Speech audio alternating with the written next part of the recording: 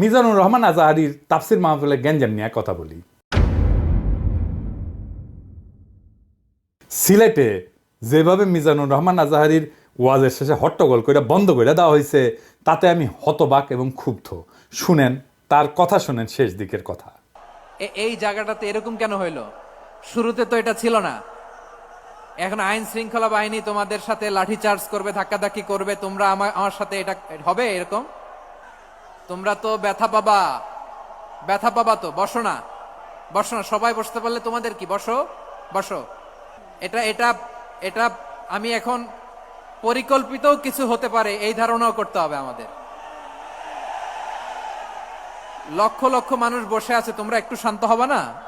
হ্যাঁ, বসো। আর 2 মিনিট একটু কোঅপারেট করো। 2 মিনিট একটু কোঅপারেট করো। জি পুলিশ ভাইরা, হ্যাঁ, আস্তে আস্তে, জি বসে যাবে। হ্যাঁ, ঠিক আছে, 2 মিনিট। এই বিভাগে আমার আর আসা হবে না। আমি একবারই তো আসলাম, সো যা বলার তো আমি এখনই বলতে হবে। এমন না যে আমি আবার সুনামগঞ্জে আসবো, হবিগঞ্জে আসবো। খুবই গুরুত্বপূর্ণ কয়েকটা কথা আমি রাখবো তোমাদের সামনে। বসো, শেষ করে দিব। এই তো আর 10 মিনিট সময় আছে আমার হাতে। বসো। মাশাআল্লাহ, এই ঠিক আছে। আমি কলে এখানে এক বিশাল ষড়যন্ত্রের গন্ধ পাইতেছি। ঘটনা ছোট, রাজনৈতিক গুরুত্ব অপরিসীম।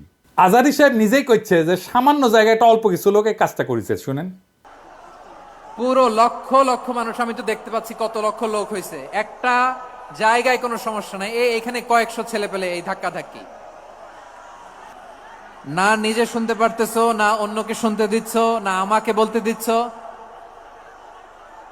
কি করতেছো তোমরা? এগুলো কি করতেছো?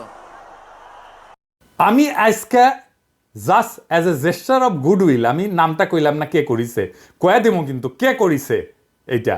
এই হট্টগোল হয়ে কেন সুষ্ঠুভাবে শেষ করতে পারলেন না তাফসির মাহফিল আজারি সাহেব?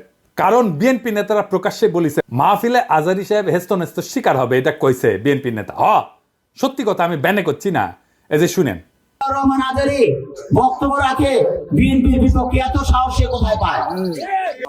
আপনি এই জামাতের পক্ষে কথা বন্ধ করেন, নাহলে দেশে মানুষ যেভাবে আপনার এই যে মাহফিল করে, মাহফিলে কিন্তু আপনি হ্যাস্ত শিকার হবেন এই মুসলিম লীগের কারণে। কারণ এই মুসলিম লীগ কিন্তু বিএনপি কে পছন্দ করে, এই মুসলিম লীগ কিন্তু অন্য সংগঠনকে পছন্দ করে। কিন্তু আল্লাহর নামে স্লোগান দিয়ে, ধর্মের কথা বলে, মাথায় টুপি লাগিয়ে, পাঞ্জাবি পরে বিএনপি কে বকবেন না আপনি, তাহলে কিন্তু হ্যাস্ত শিকার হবেন। আবার যে কোনো মুহূর্তে কিন্তু আপনি দেশান্তর হতে পারেন। ঠিক তার পরদিন এই ঘটনা ঘটলো।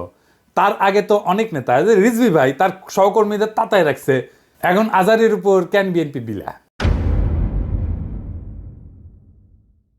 দুইটা কারণে। এক, বিএনপির তো জমায়েত করতে টাকা খরচা হয়, এমন কোনো বক্তা নাই যার বক্তৃতা শোনার জন্য লাখে লাখে মানুষ যাবে। খালেদা জিয়া বা তারেক রহমান আসলে যাইতে পারে, কিন্তু দেশে আছে এমন কোন নেতার বক্তব্য শুনতে এখন আর যাবে না লাখে লাখে লোক। আর আজারির বক্তব্য শোনার জন্য স্মরণকালের সর্ববৃহৎ সভা হচ্ছে, যেটি যাচ্ছে সেটি হচ্ছে। এটা গা টাটাইতেছে বিএনপির। জনসমাগম মানে ক্ষমতা, বুঝছাও?